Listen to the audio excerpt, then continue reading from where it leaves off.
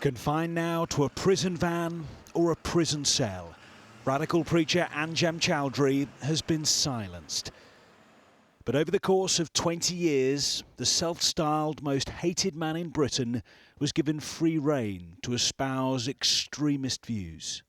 We are here today to ask you to defend your Muslim brothers and sisters. Police have linked his followers to attacks abroad and in the UK, specifically the murder of Fusilier Lee Rigby.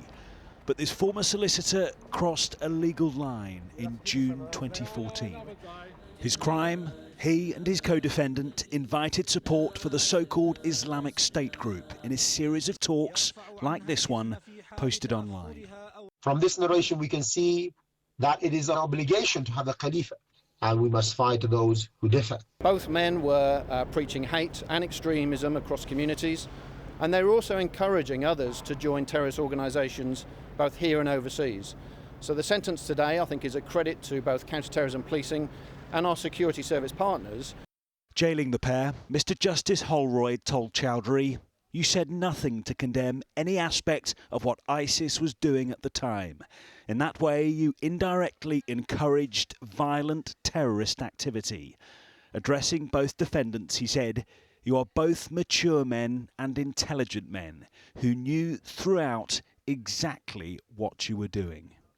As his 5.5-year jail sentence was handed down, Choudary smiled at his co-defendant and at his supporters. As the court cleared, from the public gallery, one of them shouted, "Allahu Akbar, God is great."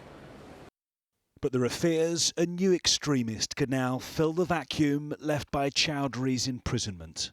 The fact that we let Anjem roam around in the UK for the last 15 to 20 years, unopposed, unchallenged, means that there are many people like him who have this worldview that are part of this global jihadist insurgency.